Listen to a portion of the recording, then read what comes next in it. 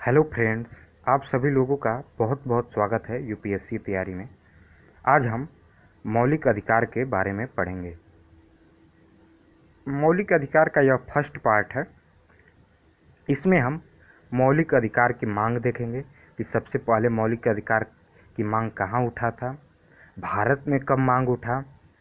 फिर आपका देखेंगे मौलिक अधिकार क्या है, मौलिक अधिकार की विशेषताएं क्या हैं, इनके बारे में आज चर्चा करेंगे।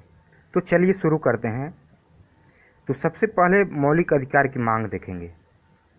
तो सबसे पहले मांग विदेशों में उठा था। सर्वप्रथम ब्रिटेन में 1215 ईस्वी के मैग्ना कार्टा में मौलिक अधिकार की झलक मिलती है। यानी सबसे पहले ब्रिटेन में 1215 ईस्वी के मैग्ना कार्टा में मौलिक अधिकार की झलक मिलती है। फिर 1789 ईस्वी में फ्रांस के संविधान में मौलिक अधिकार की व्यवस्था हुई। यानी कि ब्रिटेन में सबसे पहले व्यवस्था हुई, फिर उसके बाद आपका फ्रांस के संविधान में हुआ।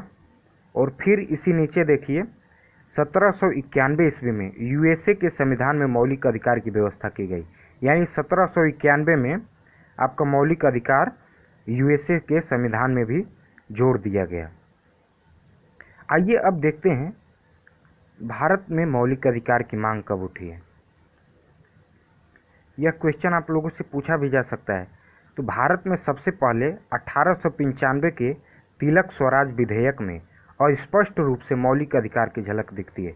ये चीज़ आप ध्यान दीजिएगा, अस्पष्ट रूप से दिखती है।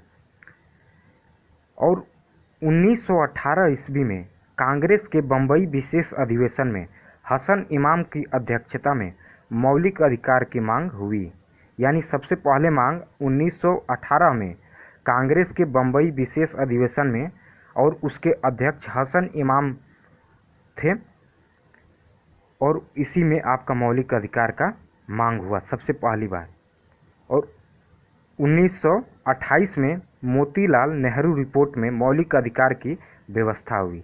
यानी 1928 में मोतीलाल नेहरू ने अपने रिपोर्ट में मौलिक अधिकार की व्यवस्था की, और उसके बाद मौलिक अधिकार हमारे संविधान का हिस्सा बन गया।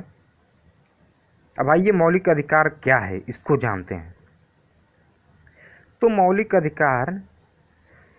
अधिकार वे अधिकार हैं जो व्यक्ति के भौतिक और नैतिक विकास के लिए जरूरी हैं और जिन्हें संविधान में विशेष संरक्षण प्राप्त है।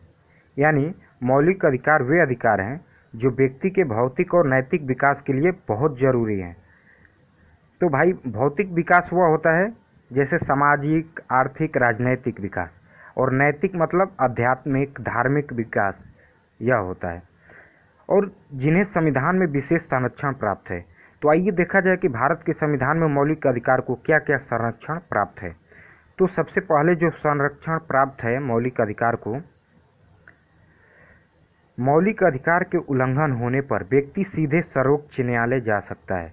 यानी अगर किसी व्यक्ति का मौलिक अधिकार का उल्लंघन होता है तो वह सीधे सुप्रीम कोर्ट जा सकता है। दूसरा क्या है,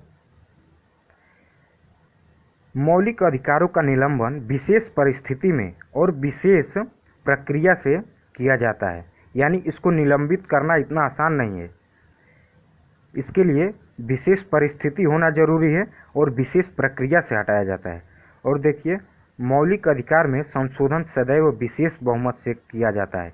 यानी कि मौलिक अधिकार में आपका जो संशोधन है वो विशेष बहुमत से होता है। यानी कि इतना आसान नहीं है, विशेष बहुमत बहुत कठिन होता है, समझिए कि। अब आइए हम भारतीय मौलिक अधिकार की विशेषता के बारे में चर्चा करें।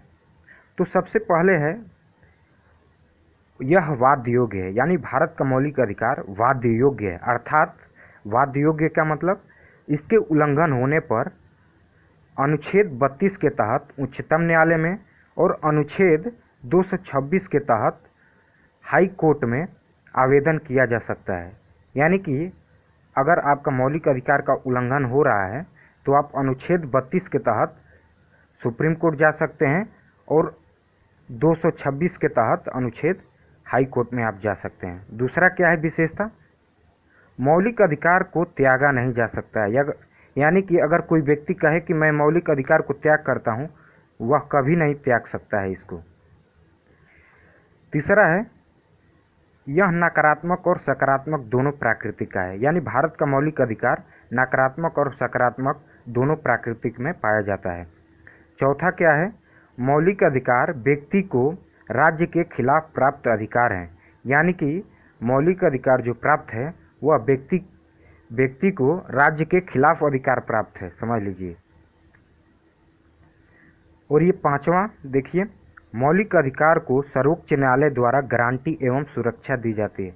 यह भी क्वेश्चन पूछा जा सकता है आपसे कि मौलिक अधिकारों का सुरक्षा और गारंटी कौन लेता है, तो आपका सुप्रीम कोर्ट लेता है। और मौलिक अधिकार असीमित नहीं है, यानी कि मौलिक अधिकार में सीमित में है, यानी कि ऐसा नहीं है कि आपको मौलिक अधिकार मिला है तो आप जो चाहें वो कर सकते हैं, वो भी उसकी भी सीमाएं हैं मौलिक अधिकार की भी। ठीक है दोस्तों, अगले वीडियो में हम फिर मौलिक अधिकार पार्ट 2 से लाएंगे और उसमें आर्टिकल के बारे में चर्चा किया जाएगा।